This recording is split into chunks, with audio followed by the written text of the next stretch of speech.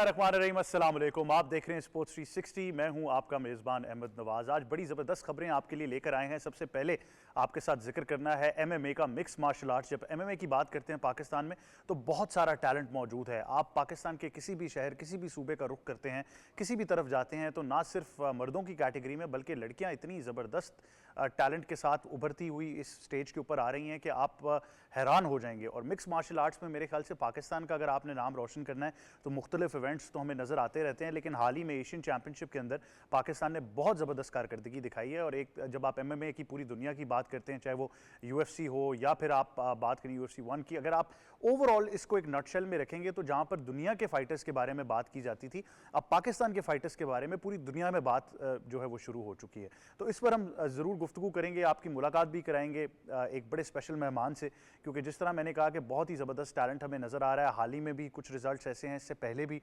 मेरा क्योंकि अपना एक पर्सनल भी ताल्लुक एमएमए के साथ रहा है, मैं I have been part of mostly जो इवेंट्स चलते रहे हैं पाकिस्तान के अंदर, मैंने उनको ऑन ग्राउंड जाकर भी देखा है। तो टैलेंट बहुत ज़्यादा है, वो बेचारे प्लेटफॉर्म का वेट करते हैं, जब उनको प्लेटफॉर्म मिलता है तो भरपूर कारकर्दगी वहाँ पर नज़र आती है, लेकिन फिर पोस्ट उस टूर्नामेंट जो है उनको सपोर्ट की बहुत ज़्यादा ज़रूरत होती है। तो अगर इसी तरह ये एक रेगुलेटरी फ्रेमवर्क में आ जाएगा तो मेरे ख्याल से जितने भी एमएमए के प्लेयर्स हैं वो उनको बहुत ज़्यादा सपोर्ट मिलेगी, क्योंकि जिम्स का स्ट्रक्चर एग्जिस्ट करता है पूरे पाकिस्तान में। बहुत सारे जिम्स हैं जो अपने ओन पर एमएमए के ऊपर काम कर रहे हैं, खासतौर पर इस्लामाबाद में अगर आप देखें, आप लाहौर में देखें, कराची में देखें, अगर आप नॉर्थ साइड पर चले जाएं वहाँ पर भी हैं। और मेरे ख्याल से अगर आप उन जिम ट्रेनर्स की या उनकी फैसिलिटीज़ की बात करें तो उनको क्रेडिट देना होगा कि अपने ओन पर वो बहुत सारी सहूलियात इन फाइटर्स को दे रहे हैं। लेकिन जिस तरह मैंने कहा कि जब एक रेगुलेटरी फ्रेमवर्क बनेगा तो बहुत ज़्यादा सहूलियात इन प्लेयर्स को मुयसर होंगी। हाल ही में वज़ीर-ए-आज़म जनाब शहबाज शरीफ साहब ने भी इस पर ख़ासी तवज्जो दी है। अगर आप एमएमए की भी बात करें तो इसको भी नेशनल मेन स्ट्रीम में लाया जा रहा है। बहुत सारी चीज़ें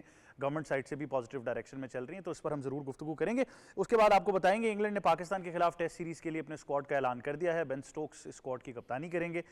17 रुकनी स्क्वाड है, बहुत ही ज़बरदस्त नाम इसमें नज़र आ रहे हैं। इंग्लैंड बड़ी ज़बरदस्त फॉर्म में रहा है, हाल ही में भी श्रीलंका से ज़रूर उनको शिकस्त हुई है, लेकिन बेन स्टोक्स एक बार फिर कम बैक करेंगे, वो पूरी तरह फिट हो जाएंगे।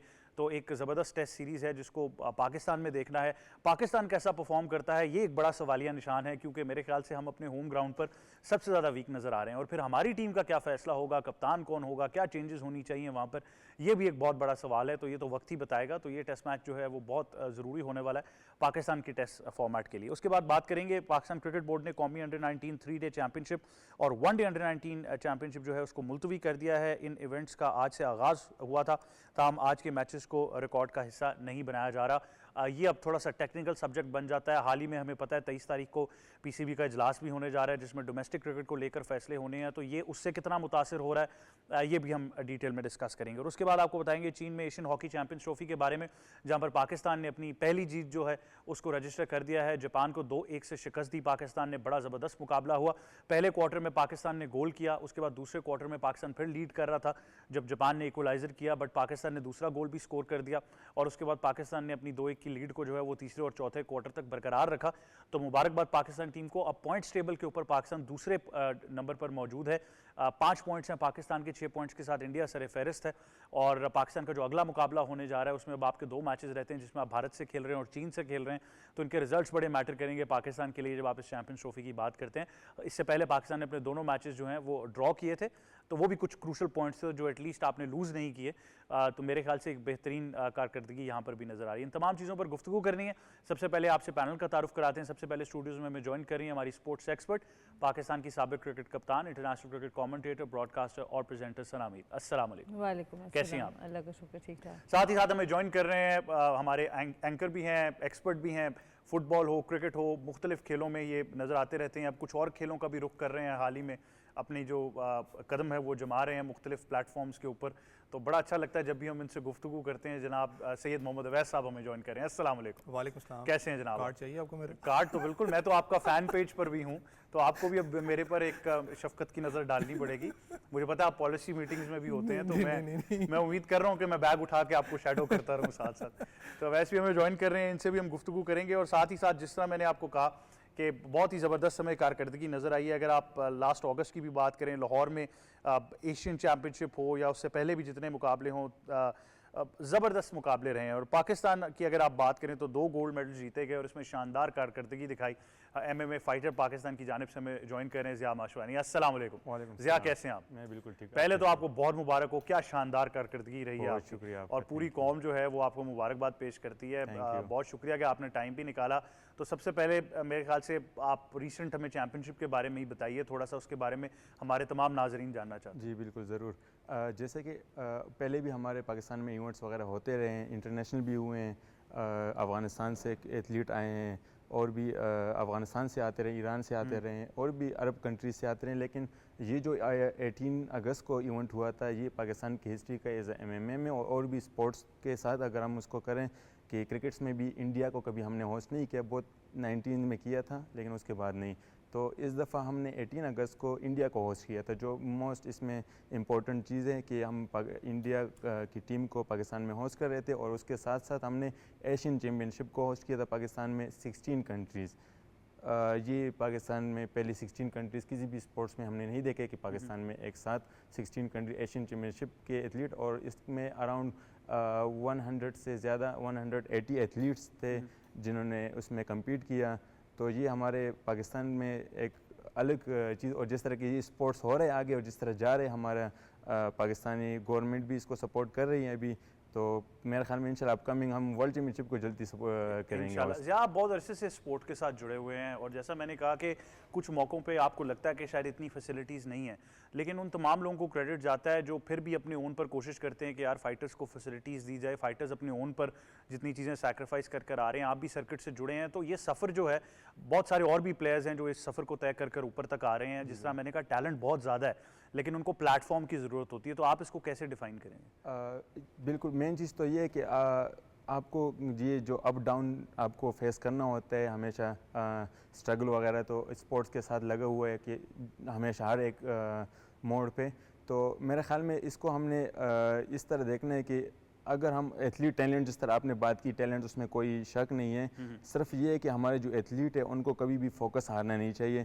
जो स्पोर्ट है जिस तरह पहले नहीं था, हम मानते हैं इस चीज़ को, लेकिन ये है कि अभी बहुत अच्छा हुआ है। मैं देख रहा हूँ जिस तरह हमने एशियन चैम्पियनशिप को किया और भी अभी अपकमिंग काफ़ी इवेंट्स आ रहे हैं और इसमें इंशाल्लाह हम दोबारा इंडिया को पाकिस्तान लेकर आ रहे हैं। तो और भी स्पोर्ट्स में काफ़ी टीम्स वगैरह, जिस तरह फुटबॉल की मैचेस हुए हैं उसमें हमारे पास फीफा के, तो इस तरह के काफ़ी इवेंट्स हो रहे हैं जिसमें अभी हमारी हुकूमत भी उसमें हिस्सा ले रही है। और मेरे ख्याल में अभी एथलीट को फोकस करना चाहिए, ये चीज़ होप लॉस नहीं करनी चाहिए और सपोर्ट जो है इंशाल्लाह, जिस तरह के अभी प्राइम मिनिस्टर ने इनवाइट कर रहे हैं, उनके साथ एथलीट को अप्रिशिएट कर रहे हैं, उनको टाइम दे रहे हैं, तो मेरे ख्याल में अभी एथलीट भी काफ़ी इसके साथ ग्रो करेंगे, उनको सपोर्ट मिलेगी। अच्छा सर, आपको जानकर बहुत ज़्यादा खुशी होगी कि पाकिस्तान की तरफ से दोनों जो गोल्ड मेडल हैं वो दोनों ही ख़वातीन ने हासिल किए।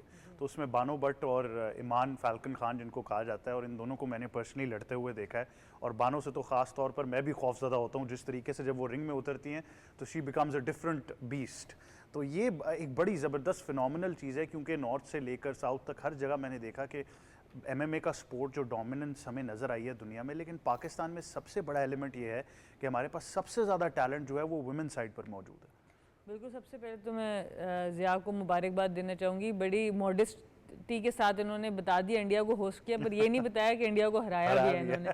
तो ये बहुत ज़्यादा मुबारक इनको हम सब की तरफ से। बिल्कुल, आई थिंक लड़कियों की ख़ास तौर पे MMA में हमने उससे पहले भी देखा है कि जिस तरह की परफॉर्मेंसेस रही हैं, जब हम हमेशा यही बात करते हैं कि हमारा मुल्क इतना टैलेंट से भरा हुआ है और हमारी जो स्पिरिट है ना, एक पाकिस्तानी कौम की स्पिरिट जो है वो बड़ी रिजिलियंट है। जितनी मुश्किल में आप इनको डालेंगे उतना ज़बरदस्त ये वापस आएंगे, और ये पूरे मुल्क की खासियत की बात है। इसमें ऐसा नहीं है कि किसी एक सूबे में आपको ये चीज़ ज़्यादा नज़र आती है, पूरा मुल्क की एक स्पिरिट है, और इस स्पिरिट की वजह से ही हम बहुत सी गेम्स में इसी तरह आ जाते हैं जहाँ पे ना कोई फैसिलिटी होती है, ना कोई ट्रेनिंग होती है, ना कोई प्रॉपर सपोर्ट सिस्टम होता है, बट प्लेयर्स निकल आते हैं। और बड़ी खुशी होती है कि लड़कियां भी अब इस तरह की जो है डिफरेंट फील्ड्स को एक्सप्लोर कर रही हैं। एक ज़माना था जिस वक्त हम बड़े हो रहे थे, कोई बहुत पुराना ज़माना नहीं है, बट बस डॉक्टर, इंजीनियर, टीचर, ये 2-3 फील्ड होती थी लड़कियों के लिए। पर अगर आप स्पोर्ट्स में भी देखें तो क्रिकेट से बात बहुत आगे निकल गई है। आप डिफरेंट स्पोर्ट्स में लड़कियों को भी देख रहे हैं और लड़कों को भी देख रहे हैं, और हमारे प्रोग्राम का मकसद ही यही था जिस वक्त हम लोग इसको कॉन्सेप्चुलाइज भी कर रहे थे कि हम क्रिकेट से बाहर निकले, हम उन स्पोर्ट्स की तरफ जाएं जिनको पाकिस्तान में आज से पहले वो रिकग्निशन नहीं मिलता।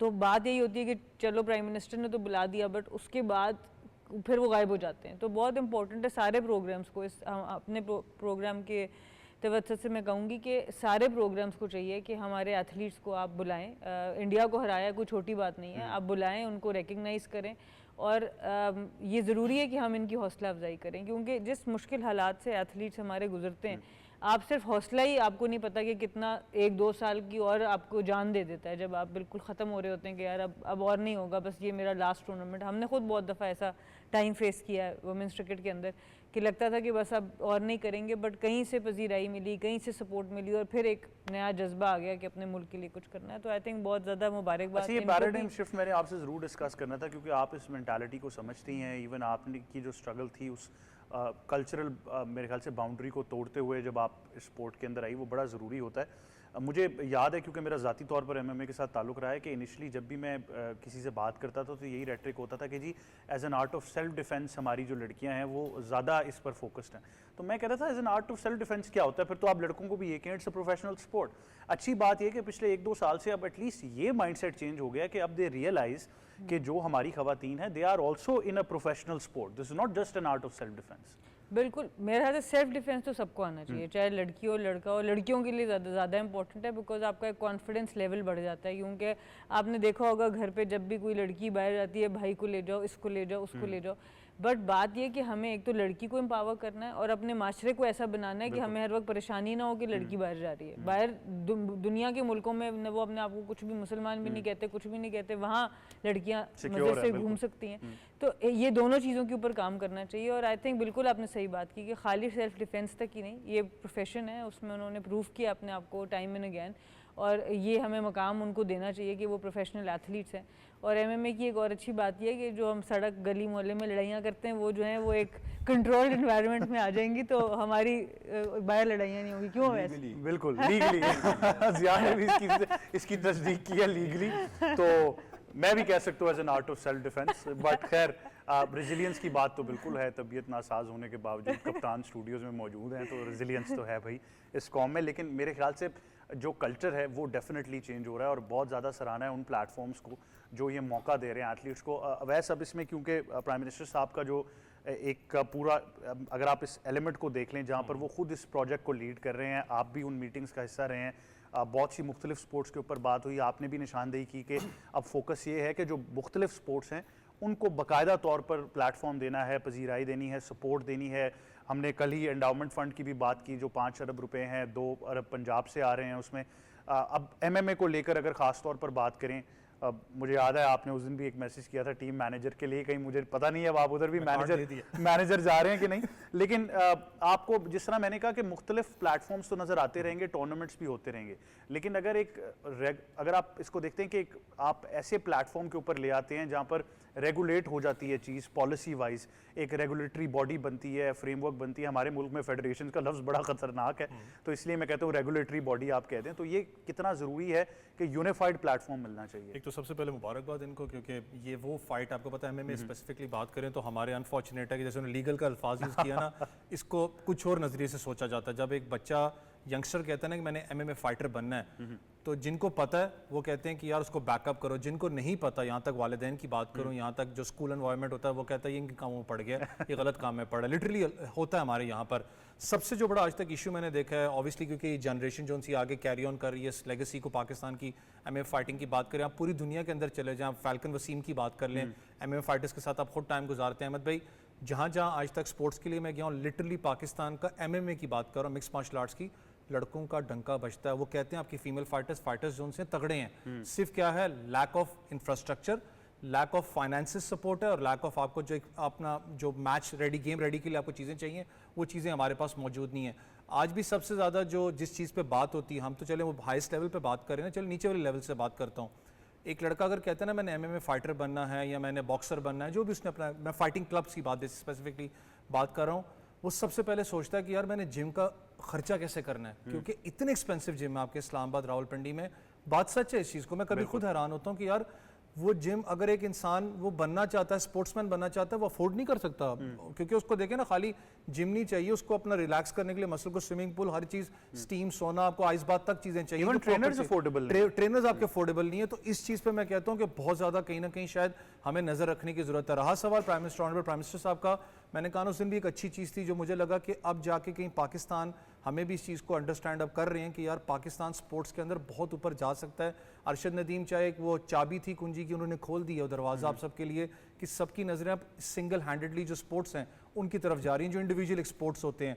क्रिकेट ठीक है, जितने भी हैं हम यहाँ भी बैठ के क्रिकेट पे बात करते हैं, लेकिन एटलीस्ट क्रिकेट से हट के अगर आप डिफरेंट चैनल्स को भी देखें, वो बात कर रहे हैं दूसरे स्पोर्ट्स के ऊपर कि हमारे लड़के लड़कियाँ कहाँ कहाँ परफॉर्म कर रहे हैं। एंडोमेंट फंड इसके लिए अनाउंस हो चुका है, लेकिन सबसे बड़ा जो मसला आता है फिर आता है एंडोमेंट फंड की। जब बात आप करते हो, जब मैंने कहा ना कि राना मशहूद साहब से जब बात हुई थी, वो कह रहे हैं कि हम कोशिश करें कि पूल ऑफ अपना जो कंपनीज हैं जिनको CSR आप कहते हो, बिजनेसेस को हम इकट्ठा करें, बेशक वो प्राइम मिनिस्टर यूथ प्रोग्राम के नीचे हो, ताकि वो अपना पूल इन जो फंड है उसके अंदर करें और हम डिफरेंट स्पोर्ट्स में जैसे ये हैं या कोई भी है उनको हम सपोर्ट करने के लिए लगाएं। वैसे कॉर्पोरेट सोशल रिस्पॉन्सिबिलिटी की भी आपने उस दिन बात की थी कि अब गवर्नमेंट लेवल पर तो ये फोकस किया जा रहा है कि मुख्तलिफ कॉर्पोरेट सेक्टर एंटिटीज़ को लेकर आएँ, लेकिन उन कॉर्पोरेट हेड्स को भी एजुकेट करने की ज़रूरत है कि ये मुख्तलिफ स्पोर्ट्स की पेट्रनेज कितनी ज़रूरी है। पूरी दुनिया में हम ये देखते हैं कि एक अगर कॉर्पोरेट एंटिटी है तो उसने मुख्तलिफ स्पोर्ट्स को फंड किया होता है, और मेरे ख्याल से कि अब उन एंटिटीज़ को भी सोचना चाहिए कि क्रिकेट के अलावा भी खेल इस मुल्क में। अहमद भाई, एंटिटीज़ को क्रिकेट, आपने ये ब्राइट टॉपिक टच किया, क्योंकि वही चीज़ है ना, मैं कहा ना कि जब हम कॉर्पोरेट सोशल रिस्पॉन्सिबिलिटी पे जब हम काम करते हैं, क्योंकि यहाँ पर दो चीज़ें हैं। CSR आपका आ जाता है सपोर्टिव जो बजट है जो ऑर्गेनाइजेशंस वगैरह को मिलता है, एक होता है मार्केटिंग बजट, जहाँ से ये जैसे फाइटर्स हैं या क्रिकेट खेलने जा रहे हैं उनको मार्केटिंग बजट दिया जाता है। लेकिन मसला ये है कि आपकी क्रिकेट ने इतना ज़्यादा ओवरटेक करवा दिया है, या जब हम मीडिया के ऊपर बैठे हुए हम लोगों ने इतना ज़्यादा लोगों को बरवा दिया हुआ है कि क्रिकेट में आपकी एक लेगेसी भी है, क्रिकेट में आपको मार्केटिंग बूस्ट भी मिलता है, वो कहीं और जाने से कतराता है। दूसरा सबसे पता है बड़ा मसला क्या होता है, अगर स्पॉन्सर है वो स्पॉन्सर करना चाहता है, जैसे अभी सना ने बात की ना कि इस चीज़ को कैरी ऑन करना एक मुश्किल चीज़ है। आप एक दफ़ा मुलाकात कर लेते हो, 2 दफ़ा कर लेते हो, उसको आगे कैसे लेके चलना है, जो बैकअप होता है आप उसको बार बार अपना याद दहानी करवाते हो, वो बड़ा एक चैलेंजिंग पोजीशन होती है, आपकी टीम आपको याद करवाने का पाबंद बिल्कुल, होती है। ये आप एज अ फाइटर भी इस पे ज़रा ज़्यादा रोशनी डाल सकते हैं कि इस वक्त आपके पास प्लेटफॉर्म्स मुख्तलिफ हैं, जिम्स भी हैं, आप कर रहे हैं, लेकिन आप और जो बाकी फाइटर्स उनके लिए सबसे बड़ा चैलेंज इस वक्त क्या है, सबसे ज़्यादा मुश्किल किस चीज़ में आ रही है? इस टाइम पे अगर हम इंटरनेशनल फाइटर्स, प्रोफेशनल फाइटर्स की बात करें तो वीज़ेज़ इशू कि फ़ाइटर्स के लिए, जिस तरह फ़िलकिन वसीम की हम बात कर ले, उनकी काफ़ी फ़ाइट्स मिस हो गई क्योंकि वीज़े नहीं मिले हमें एथलीट को। तो इस तरह और भी मेरे भी मुझे काफ़ी वर्ल्ड क्लास के जिम से इनविटेशन आए जिनकी वजह से वीज़े पे हम नहीं जा सके। तो सबसे पहले तो वीज़े पॉलिसी वाइज देखना, पॉलिसी वाइज कि हमें इनविटेशन आते हैं, ऑर्गेनाइजेशन हमें वीज़े का काम नहीं कर सकते, वो हमारे खुद एम्बेसी से हमने खुद करना होता है। वो कहते हैं कि हम आपको फ़ाइट देते हैं, बुलाते हैं, आपका सारा कुछ करते हैं, क्योंकि उनको और भी कंट्रीज़ से मुख्तलिफ किसी कंट्रीज़ के साथ उनके इशू नहीं होते, सिर्फ हमारे साथ एथलीट के साथ वीज़ेस के काफ़ी इशू होते हैं। दूसरी चीज़ पाकिस्तान में जो इशू आते हैं स्पॉन्सर्स के, कि जिस तरह अभी भाई कह भी रहे थे कि सारे स्पॉन्सर जो हैं वो क्रिकेट की तरफ उनका फेस हैं। तो और भी हमारे जिस तरह MMA एथलीट है, बहुत वर्ल्ड क्लास के एथलीट है, मैं बाहर जब भी ट्रेवल करता रहा हूँ मैंने देखी है, कुछ भी चेंजेस नहीं है। मतलब यहाँ तक कि UFC फाइटर्स के साथ मैंने ट्रेनिंग की है, उनमें भी और हमें कुछ चेंजेस नहीं, हम उस लेवल के हैं। यस बिल्कुल, हम बहुत रिसेंटली बहुत जल्दी UFC ज्वाइन कर रहे हैं पाकिस्तान के से फाइटर्स, लेकिन सिर्फ फिर सपोर्ट आता है कि हम पार्ट टाइम और फुल टाइम फाइटर बन जाते हैं पाकिस्तान के इस टाइम पे। वो इस तरह की फुल टाइम हमें अगर सपोर्ट हुकूमत की तरफ से स्पॉन्सर जिस तरह और क्रिकेट को सपोर्ट करें, वो थोड़ा इस तरफ और भी स्पोर्ट्स को देखें, तो मेरे ख्याल में जो पार्ट टाइम फाइटर जो इस लेवल तक पहुंच गए पार्ट टाइम फाइटर हो गए कि वो सुबह से काम करते हैं, शाम को ट्रेनिंग करते हैं, सुबह काम करने से पहले ट्रेनिंग करते हैं, फिर काम पे जाते हैं, फिर शाम को ट्रेनिंग करते हैं। तो वो टाइम मैनेज कर रहे हैं इस चीज़ के साथ, ये पार्ट टाइम हो गए, क्योंकि उनको रिकवरी का टाइम नहीं मिल रहा होता। वो फिर बॉडी से इतना ज़्यादा उनको पुश नहीं कर पाता वो ट्रेनिंग में या फाइट्स में। तो अगर उनको ये आप सोचें कि हम पार्ट टाइम फाइटर होके इस लेवल पे गए हैं कि वो साथ में अपने घर का ख़र्चा और अपने जेब का और अपना न्यूट्रिशन, जो सबसे मेन इंपॉर्टेंट चीज़ है आपकी न्यूट्रिशन, आपकी प्रोटीन, फिर जिम की फ़ीस की बात की जाए, और फिर अगर आप वर्ल्ड क्लास लेवल पे कम्पीट कर रहे हैं, जिस तरह के ब्रेव हो गए, 1FC हो गए, UFC के लिए हम तैयार हो रहे हैं, तो फिर पाकिस्तान में ट्रेनिंग इनफ नहीं है, क्योंकि यहाँ पे हमारे पास पार्टनर अच्छे नहीं हैं। तो हमें मेन चीज़ जो चाहिए, पार्टनर चाहिए इस MMA में, कि आपको एक पार्टनर गिराएगा, उठेंगे आप, तो वो 10 दफ़ा आपको उड़ाएगा, 11वीं दफ़ा आप उठेंगे, क्योंकि स्पारिंग पार्टनर चाहिए ये आपको, स्पारिंग पार्टनर चाहिए। तो आपको आपके लेवल से ऊपर के स्पारिंग पार्टनर चाहिए। अगर मैं अपने जिम में टॉप का फाइटर हूँ, मुझे कोई तो गिराने आपसे बेहतर होगा ही नहीं। होगा नहीं, तो मैं फिर खुद ही घूमता रहूँगा कि मैं टॉप का हूँ, तो वो चीज़ गलत है। क्योंकि हम अपने से अच्छे फाइटर्स के साथ ट्रेन करेंगे तो तभी हम ऊपर जाएंगे। जैसा कि मेरे जिम में वर्ल्ड क्लास का वर्ल्ड चैंपियन होगा तो मैं वर्ल्ड चैंपियन बनूंगा, नहीं तो मैं इधर ही नेशनल चैंपियन घूमता फिरूंगा। तो ये जो चीज़ है, ये चीज़ फेस कर रहे हैं हम ज़्यादातर फाइटर। ये नहीं, मेरे ख्याल से जहाँ ने बहुत इंपॉर्टेंट चीज़ों की निशानदेही की है। हम अपने प्रोग्राम के तवस्सुल से भी ये बात ज़रूर करेंगे कि जहाँ तक ये वीज़ा पॉलिसी का इशू हो, यहाँ पर मेरे ख्याल से जो भी MMA की रेगुलेटरी बॉडीज़ हैं उनका बड़ा एक रोल आता है कि वो कुछ ऐसे ऑफिसर्स या तो अपॉइंट करें जो फिर रेलेवेंट एम्बेसीज़ में या फॉरेन ऑफिस हो उनके साथ जो है एक कंसेंसस बनाकर वीज़ा पॉलिसी को लेकर चलें, इनके लिए वीज़ास प्रोसेस करें। और साथ ही साथ जो ये बात करें जहाँ पर कंपनीज़ को आना चाहिए ताकि इनको इंटरनेशनली भेजा जाए, मुख्तलिफ ट्रेनिंग्स के लिए भेजा जाए, मुख्तलिफ कैंप्स, पूरी दुनिया में स्पोर्ट्समैन बाहर जाकर कैंप लगाते हैं, इसमें कोई शर्म की बात नहीं है। तो मेरे ख्याल से इस तरफ भी फंडिंग की ज़रूरत है। बट जी आपका बहुत शुक्रिया, आप हमें ज्वाइन कर रहे थे। एक बार फिर आपको हम सबकी तरफ से बहुत मुबारकबाद, और इंशाल्लाह हमारे प्लेटफॉर्म से जितनी हम आवाज़ उठा सके, जितने मसले हल कर सके, तो हम आपके लिए सबसे मेन इंपॉर्टेंट चीज़, अगर हम एथलीट को स्क्रीन पे लेकर आएंगे तो मेरे ख्याल में कंपनीज उनको और देखेंगे। बिल्कुल, आपको हीरो बनाना है। यस, हाँ, तो उनको आप स्क्रीन पे दिखाएंगे तो प्रमोट होंगे, हमारे हुकूमत की भी उनकी तरफ नजर आएगा कि हमारे एथलीट ने क्या कुछ किया है। तो मेरे ख्याल में सबसे ज़्यादा एथलीट को स्क्रीन पे लेकर आएंगे तो वो ज़्यादा अच्छे। बिल्कुल, इनको सेलिब्रेट भी करना है और हमने इनको आइकॉन बनाना है, और मेरे ख्याल से तभी एक कल्चर जो है वो चेंज होगा। एक छोटे से वक्फे की तरफ जाते हैं, वापस आएंगे, देखते रहिए स्पोर्ट्स 360।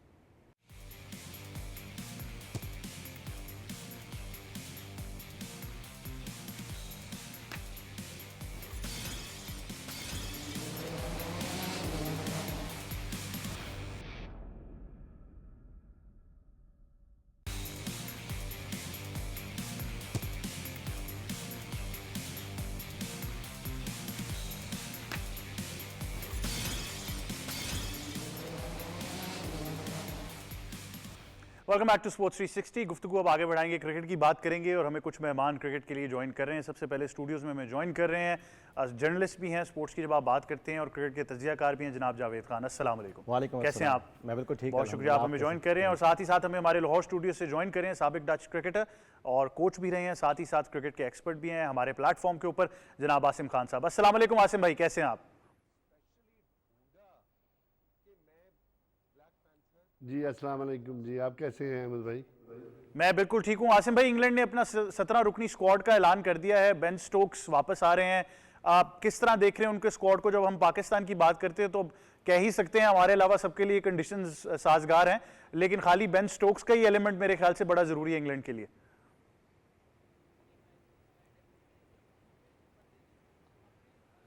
जी बेन स्टोक जो है वो बड़े खिलाड़ी हैं, उनका वापस आना बनता था टीम में, और उन्होंने वापस आना ही था।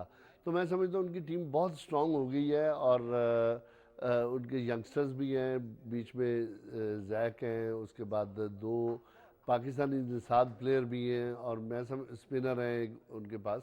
तो उनकी टीम बड़ी बैलेंस नज़र आ रही है। और हालांकि उनके 1-2 प्लेयर जो हैं वो नहीं है, फास्ट बॉलर हैं वो नहीं है, मगर फिर भी उनकी टीम जो है मुझे बेहतर लग रही है। और पाकिस्तान में वो उनका टफ टाइम वो देगी पाकिस्तान को, ये मैं आपको पहले बता रहा हूँ कि वो पाकिस्तान को टफ टाइम देगी। तो जैसे बांग्लादेश ने पाकिस्तान को टाइम दिया है, उसी तरह लगता तो ये है कि इंग्लैंड भी टफ टाइम देगी, मगर देखते हैं, क्रिकेट है, इसमें कुछ भी हो सकता है। तो बेस्ट विशेस पाकिस्तान के लिए। बिल्कुल आसिम भाई, इस बार मैं आपसे पिच का सवाल नहीं पूछ रहा, क्योंकि जब भी मैं कहता हूँ पिच पर घास है, आप कहते हैं वो कट जाएगी, और फिर होता वही है, एक दिन पहले वो घास कट जाती है, और फिर हम कहते हैं हमसे पिच रीड नहीं हुई। तो इस बार की तो प्लानिंग मुझे नहीं पता, शायद आपको पता हो कि किस तरह की पिचेस हमें चाहिए इंग्लैंड के खिलाफ।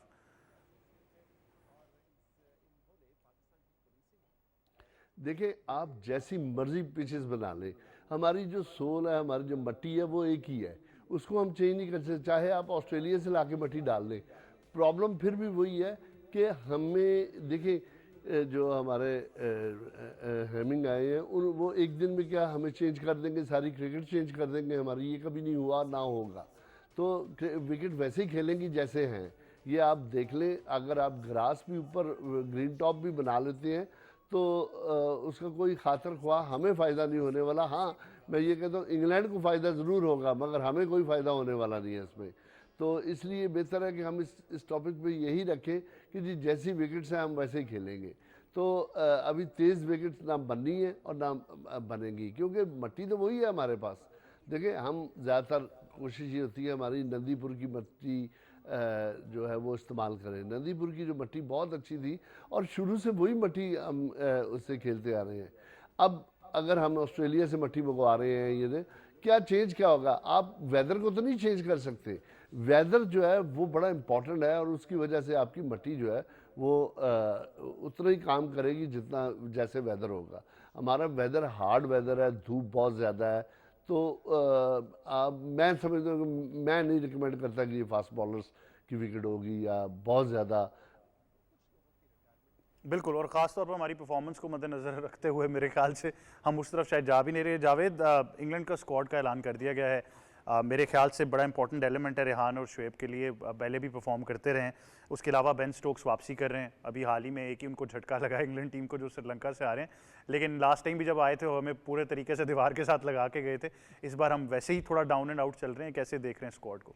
देखिए, जैसे आसिम भाई ने बात की, कंडीशन भी डिपेंड करता है। फिर हमारे पास जो हेड क्यूरेटर आए हैं उनके पास कोई ऐसी मैजिक जादू है नहीं। ये हमने बांग्लादेश वाली सीरीज से पहले भी इस पर बात की थी। और यही पिंडी के पीछे जहाँ पर T20 में 500 रन बनते हैं, कंडीशन बारिश भी हुई, दूसरे टेस्ट के 5वें दिन बारिश की प्रेडिक्शन थी, बिल्कुल भी नहीं हुई, तपता सूरज था। हम पिच भी रीड नहीं कर सके दोनों मैचेस में भी। कुदरत के निज़ाम था कि बारिश कभी जब नहीं हमने होती पिच रीड की थी, पिच ने हमें रीड नहीं किया बेसिकली। वो तो देखे ना, वो तो अजहर भाई ने, अजू भाई ने भी कहा कि हमारी गलती है। फिर कप्तान ने भी उसको एडमिट किया लास्ट प्रेस कॉन्फ्रेंस में कि हमसे गलतियां हुई। लेकिन हम हर सीरीज़, चाहे सीरीज़ छोटी बड़ी नहीं है, हर बड़े इवेंट के बाद भी और हर सीरीज़ के बाद भी हम आखिर में प्रेस कॉन्फ्रेंस में यही कहते हैं कि हमसे गलतियाँ हुई और हम अब अगला हमारा टारगेट है। अब इंग्लैंड के लिए हमने क्या तैयारी की? अभी रिसेंट अभी आज कल से जो आज अनवेलिंग सेरेमनी हुई है चैंपियन कप की, और कल से जो है वो स्टार्ट होने जा रहा है। लेकिन हमारे सारे टेस्ट क्रिकेटर उसी का हिस्सा है, वाइड बॉल क्रिकेट का। हमारे पास कोई प्लानिंग, हम उसके लिए कोई प्लानिंग नहीं की कि उसके लिए हमने जो स्क्वाड रखना है इंग्लैंड के खिलाफ खिलाना है, ताकि उनका एक अलग कैंप। बहुत सारे लोगों ने कहा कि आप उससे पहले अपना 4-डे चैंपियनशिप करा लेते। जी हाँ, ताकि रेड बॉल से वाकफियत हो।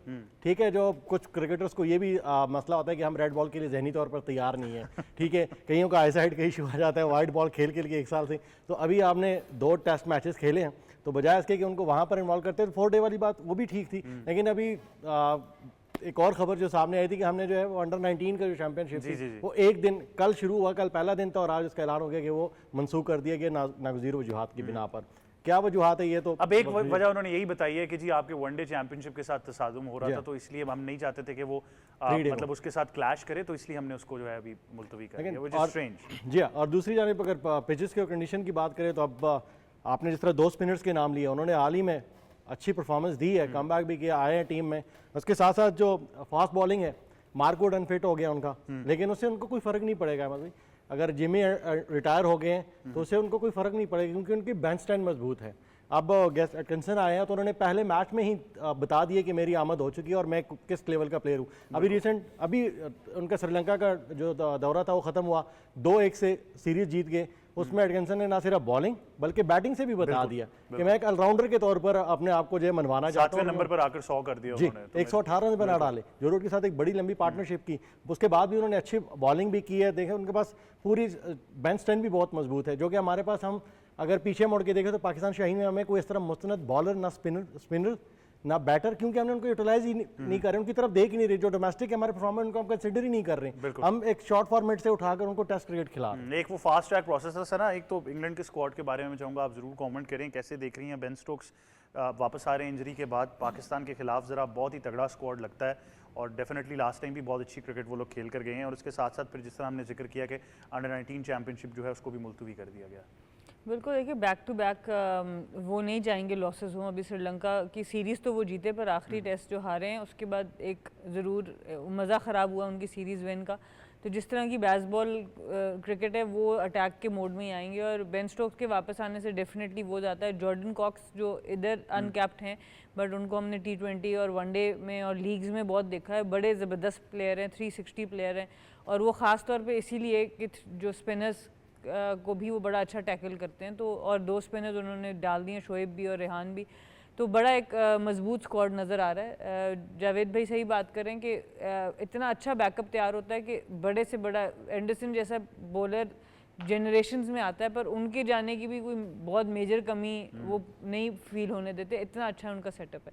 वहीं पे हम लैक करते हैं। मेंस अंडर 19 तो बता ही दिया जावेद भाई ने क्या हो रहा है। अब वुमेन अंडर 19 की तरफ थोड़ी सी नज़र दौड़ाएं तो ट्रायल्स हुए हैं अभी, और उससे कुछ टीमों को फॉर्मेशन भी की गई है, शॉर्टलिस्ट की हैं। जनवरी में अंडर 19 वर्ल्ड कप है, अभी तक आपके पास ना टीम तैयार है, ना आपने उनको कोई मेजर चीज़ें खिलाई हैं। आप पूरे दुनिया में इस वक्त देख लें, अंडर 19 श्रीलंका जो है वो बांग्लादेश से खेल रही है, वो कहाँ पे इंडिया में, इंडिया वाले कहाँ इंग्लैंड से खेल रहे हैं, यूएई की टीम भी जाके प्रैक्टिस करी, और एक हमारी टीम है कि वो बन के नाम ही नहीं उसका बन रहा है। तो फिर आप ये कहेंगे कि जी लड़कियों में टैलेंट नहीं है, इन पर पैसे मत लगाओ। इसलिए मुझे गुस्सा बहुत आता है जब वुमेन्स क्रिकेट की बात होती है कि आप you are not even preparing them to succeed, आप उनको वो मौका ही नहीं दे रहे कि वो सक्सेसफुल हों। तो इन चीज़ के ऊपर भी, इसके ऊपर भी नज़र दौड़ानी चाहिए कि जनवरी में वर्ल्ड कप है, 1 महीने के अंदर अंदर सीनियर टीम वुमेन्स टीम का वर्ल्ड कप है यूएई में, और उसके बाद आपका अच्छा, आपको याद होगा मैंने आपसे कल भी जिक्र किया था कि 23 के इजलास को लेकर बहुत सारी बातें हो रही हैं, डोमेस्टिक क्रिकेट को लेकर हो रही हैं। मेरा हमेशा से ये बोन ऑफ कंटेंशन शुरू दिन से, जब से मेरी आपसे गुफ्तगू रही है, मैंने यही कहा है कि वुमेन्स क्रिकेट को जब तक सेपरेट सब्जेक्ट नहीं ट्रीट करेंगे, ये नहीं इसको ठीक कर सकते। बिल्कुल आपकी सही बात है। और इस 23 के इजलास में कितने वुमेन क्रिकेटर्स आ रहे हैं, कितने वुमेन माइंड्स वहाँ पर आ रहे हैं इस इजलास में जो वुमेन्स क्रिकेट को कुछ बताएंगे। अभी मेरी बात हो रही थी, कॉन्ट्रैक्ट्स की भी बातें चल रही हैं, कुछ मिले हैं कुछ नहीं मिले हैं, लड़कियों को नहीं मिल रहे। तो अक्सर बात होती है कोई बात नहीं, लड़कों को भी नहीं मिले। लड़कों को आप कॉन्ट्रैक्ट इतना देते हो, उसको आप 6 महीने भी उनको कॉन्ट्रैक्ट ना दो ना, वो दे कैन सर्वाइव। जब वुमेन्स क्रिकेट की बात आती है, आप एक के बाद दूसरा महीना नहीं चला सकते, तो आप डिले करना ही नहीं चाहिए वहाँ पर। तो ये बहुत सी इस तरह की चीज़ें हैं जो वुमेन्स क्रिकेट की एक्सक्लूसिव होती हैं, बिकॉज वो वही समझ सकते हैं क्योंकि उनके उधर पॉलिसी फ़र्क है। यहाँ पे एक पॉलिसी मेंस क्रिकेट के हिसाब से बना दी जाती है, उसको डिवाइडेड बाय 80 करके चलो थोड़ा सा वुमेन सबको अकोमोडेट कर दें उसमें। बिल्कुल। वैसे ये थोड़ा सा मायूस कुन ज़रूर है, एटलीस्ट वो यूथ क्रिकेटर्स के लिए, उस पर तो हम आप ज़रूर ज़रा कमेंट ज़रूर कीजिएगा। लेकिन इंग्लैंड का जो टेस्ट स्क्वाड अनाउंस हुआ है, इसके बारे में क्या कहना चाहेंगे? देखिए, इंग्लैंड ठीक है, आखिरी जो मैच आ रहा है उनसे थोड़ा बहुत शेकी ज़रूर होगा, लेकिन इंग्लैंड का अगर टेस्ट स्क्वाड की बात करूँ, सबसे बड़ी चीज़ है कि आपके सामने कि जो उनका एक फ्लैबॉयंसी क्रिकेट का जो एक स्टाइल है, मैक्यूलम आपको पता 1-on-1 उनके कोच हैं, तो आपको नज़र आएगा वही फ्लैबॉयंट क्रिकेट खेलेंगे। Result I don't think so कि वो इतना ज़्यादा उसको लेके भी वो आगे चलते हैं। टेस्ट चैंपियनशिप से ज़रूर पाकिस्तान टीम बाहर हो चुकी है, जो फाइनल्स की बात करूँ, लेकिन एक होता है ना कि आपने एक मार्क जो उनसे अपना सेट करना होता है, पाकिस्तान टीम उसकी कोशिश में ज़रूर होगी। फिर अच्छी बात है कि जो आपके वाइट बॉल के कोच हैं, रेड बॉल के कोच, वो यहाँ मौजूद होंगे जो टूर्नामेंट कल से स्टार्ट है, ताकि लड़कों को एनालिसिस यहाँ पर कर सकें। लेकिन इंग्लैंड टीम की अगर बात करें तो जो हर्ट उनको हुआ है, जो आखिरी टेस्ट मैच है, वो थोड़ा सा कहीं ना कहीं मैं कहता हूँ हॉन्ट ज़रूर करेगा इंग्लैंड को। इतना आसान नहीं होगा, लेकिन मार्कवुड का ना होना आपको पता है वो एक बहुत बड़ा एक सेटबैक है उनके लिए। पेस पैट्री वो जिस तरीके से कैरी ऑन करते हैं, स्पेशली मैं फिटनेस पे उनकी दाद देता हूँ। जिस भी कंडीशंस में आज तक गए हैं, 90 माइल्स को उन्होंने टच किया है ईजिली, जो वो अपना बैक ऑफ द लेंथ की अगर हम बात करें। बैटिंग ऑर्डर में थोड़ा सा इंग्लैंड की बात करें तो आपको थोड़ा सा शेकी ज़रूर आपको नजर आया। जॉय रूट तो परफॉर्म करते हुए हैं, 7वें नंबर पे आके उन्होंने परफॉर्म किया, लेकिन उनका जो ओपनिंग डिपार्टमेंट अहमद भाई, वो कहीं ना कहीं थोड़ा सा आपको मैं कहता हूँ कि फ्रेजाइल लगता है। इतना कोई सच वो तगड़ा लगा हुआ नहीं है। स्टोक्स कम बैक ज़रूर करें, लेकिन स्टोक्स भी आपको पता थोड़ा सा ऑफ कलर नजर आए हैं। इंग्लैंड टीम वो टीम नहीं है जो कि वो जानी जाती है फ्लाईबॉन्सी के लिए। सबसे बेहतरीन इसमें क्रिस वोक्स लग रहे हैं, क्रिस दोनों वोक्स है ना, डिपार्टमेंट्स के। लेकिन मसला ये है ना कि हम लोग जाने जाते हैं कि याद होगा आपको ऑस्ट्रेलिया सोया हुआ था वर्ल्ड कप में, हमने ही कहा था उठ जाओ भाई वर्ल्ड कप चल रहा है, तो वो आगे वर्ल्ड कप लेके थे। तो हम जाने जाते हैं इस चीज़ में। टूर्नामेंट तगड़ा है, लेकिन सबसे जो अच्छी चीज़ जो मुझे लगी कि एटलीस्ट ठीक है, बात बिल्कुल ठीक है जावेद भाई की कि 4 डे होना चाहिए था। एटलीस्ट एक टूर्नामेंट हो रहा है, उससे पहले आप उन लड़कों को निकाल सकते हो डोमेस्टिक। आप फिर वो सदके वाली तरफ बात ले जाते हैं, वो श्रीलंका से हार के वो भी निकाल लाए हैं, तो इस बार वो करवाने पड़ेंगे। इस बार कुछ छोड़ नहीं रहे वो, लेकिन वो मेरे ख्याल से बड़ा जरूरी हो जाएगा। But Javed, obviously Pakistan cricket को लेकर एक सवाल अभी तक है ना, तो अभी तक पता है कप्तान रहेंगे कि नहीं। 23 के इजलास में तो उन्होंने बता दिया एजेंडा नहीं है, लेकिन कप्तान होंगे कि नहीं, टीम कॉम्पोजिशन क्या है, मतलब कुछ चीज़ें हमारी तरफ अभी तक फाइनलाइज नहीं है। यही तो मसले मसाले। अभी जब बांग्लादेश की सीरीज़ थी तो इसमें भी आपने देखा कि उससे पहले भी टीम के अंदर बहुत सारे ग्रुपिंग की बातें चल रही थी, ड्यूरिंग द टूर्नामेंट भी, ड्यूरिंग द सीरीज़ भी, मैचेस के दौरान भी कीजिए, उसकी उससे नहीं बनती, उसकी उससे नहीं बनती। तो ऊपर लेवल पर भी अभी उनको भी समझ नहीं आ रही कि अब इंग्लैंड ने तो आज अनाउंस कर दिया, अभी देखे इनके इस स्क्वाड के अगेंस्ट जो है वो पाकिस्तान के किस स्क्वाड को सिलेक्ट करते हैं। जिन्होंने शाहीन में भी तो कुछ लड़कों ने परफॉर्मेंस दी हुई है, वो कि उनके रिजल्ट नहीं आए थे उन मैचेस के, लेकिन मैं समझता हूँ उनका भी अब हक बनता बहुत है। ज्यादा रन उमर अमीन फॉर्म में नजर आए, कामरान गुलाम ने वहां पर रन किए, हुरैरा ने किए। जहाँ पर अब्दुल्ला शफीक रन नहीं करे तो वहाँ पर उमर अमीन को भी चांस दिया जा सकता है। और हुरैरा की जिस तरह हमने बात की, हुरैरा तो 99.99% कंफर्म थे बांग्लादेश के अगेंस्ट, लेकिन इसीलिए नहीं खेले, इसीलिए नहीं खेले, ये 1% तो इसीलिए नहीं खेले। ठीक है, क्योंकि उन्होंने रन्स किए थे डोमेस्टिक में भी, फिर जो साइड मैचेस वो खेल रहा था उसमें भी उसकी परफॉर्मेंस थी, और सब यही कह रहे थे कि हुरैरा तो कंफर्म है, बाकियों का नहीं पता। और वो कंफर्म जो है वो हमेशा पाकिस्तान में होते ही ऐसे कि जो टॉपर होते हैं वो वायरल होते हैं। आसिम भाई, आपसे मैं आखिर में ज़रूर जानना चाहूँगा कि हमारी तैयारी तो चलें, वो एक लफ्ज़ हमारे लिए मुश्किल हो जाता है, लेकिन कुछ चीज़ें हमारे एंड पर कंफर्म नहीं है। कप्तानी को लेकर भी सवाल चल रहा है, तो मेरे ख्याल से ये बड़ा ज़रूरी है। मेरे ख्याल से आसिम भाई की लाइन शायद ड्रॉप हो गई है। सना, आप खैर इस सवाल का जवाब देते हैं। ज़रा ये कहते हैं कि जी एक पार्ट ये सजेस्ट कर रहा है कि इंग्लैंड की सीरीज़ तक बरकरार रखें शान को, और एक पार्ट ऐसा है जो कह रहा है कि नहीं, फ़ौरन तब्दील करना चाहिए। नहीं, मैं बिल्कुल नहीं कह रहा, इस बार वाकई जरा है। देखिए, इसमें डिपेंड ये करेगा कि आप कप्तान बना किसको रहे हैं। अगर तो आप वाइट बॉल का कप्तान किसी ऐसे प्लेयर को बना रहे हैं जो बड़ा स्ट्रॉन्ग है, तो हो सकता है वो कहे मुझे तीनों फॉर्मेट का बनाओ। अब मसला ये कि पीसीबी भी इस वक्त बैकफुट पे है, क्योंकि उन्होंने ऐसे फैसले किए हैं कि प्लेयर्स वापस बॉल जो है वो प्लेयर्स के कोर्ट में आ गई है कि भाई तुम लोग जब चला रहे थे तो शायद बेहतरी चल रही थी, क्योंकि यही बात हो रही थी ना कि प्लेयर पावर है, एक ग्रुप बन गया है, 7-8 लोग इकट्ठे हो गए हैं, तो टीम तो बेहतर चल रही थी तब। अब जब आपने उस ग्रुप को तोड़ दिया, आपस में 4 लोगों को लड़वा दिया, अब आपसे टीम संभल नहीं रही है, तो अब डिपेंड ये करेगा कि आप किसको बनाने जा रहे हैं। अगर मैंने एक तो आर्टिकल आज भी शेयर किया था, पता नहीं आपने वो देखा कि नहीं, उस्मान समीदी ने एक और आर्टिकल दिया जिसमें पाकिस्तान क्रिकेट के नंबर्स बताए गए, और उसमें कितने चेयरमैन, कितने कप्तान और कितने कोचेस बदले गए। सबसे क्योटिक टाइम अगर देखा जाए वो पीसीबी का आजकल है, जो कि ये बड़ा मुश्किल है, क्योंकि हमने बहुत क्योटिक टाइम्स देखे, बट अनफॉर्चुनेट है जो मुल्क के इंस्टेबिलिटी के हालात हैं उसकी एक रिफ्लेक्शन होती है क्रिकेट। बट आप किस पार्ट को, मतलब जाते जाते खैर मैं आपसे पूछ लेता हूँ कि आपके ख्याल में, अब क्योंकि ये सीरीज़ बिल्कुल आपके सर पर खड़ी है, क्या कप्तान इस वक्त चेंज करना चाहिए या चलने दें? देखिए, कप्तान आपको वो बनाना है जिसको आप लॉन्ग टर्म लेके चलें। शान मसूद जितना अंडर प्रेशर है, मुझे नहीं लगता कि उनको वो उस कॉन्फिडेंस को भी बरकरार कर पाएंगे, इवन दो कि वो बहुत एक डिसेंट ह्यूमन बीइंग है, he is a wonderful cricketer, बाकी सब कुछ है, बट उनकी जगह ऐसा नज़र नहीं आ रहा कि टीम उनको मान रही है कप्तान। और फिर आपकी अगर इंडिविजुअल परफॉर्मेंस ना हो और टीम का रवैया भी इस तरह हो तो बहुत मुश्किल रहता है। इसमें सफ़र पाकिस्तान करेगा, तो आपको एक बंदे की शायद कुर्बानी यहाँ देनी पड़े और ऐसा कप्तान लाना पड़े जिसको टीम कप्तान मानती है। बिल्कुल ऐसा ही है, और मेरे ख्याल से कलेक्टिवली हम यही देख रहे हैं कि कप्तान वो होना चाहिए जो एम्पावर्ड हो, जिसकी बात सुनी जाए, और हमने माजी में किसी को इतना एम्पावर होने नहीं दिया। जब तक वो एम्पावर हुए हमने कप्तान चेंज कर दिया, तो हम बैक टू स्क्वायर वन ज़रूर आ जाते हैं। बट जावेद, अवैस और सना, आपका बहुत शुक्रिया कि आप सब हमें ज्वाइन कर रहे थे। यही था आज का स्पोर्ट्स 360। मुझे और टीम को दीजिए इजाज़त। अल्लाह हाफ़िज़।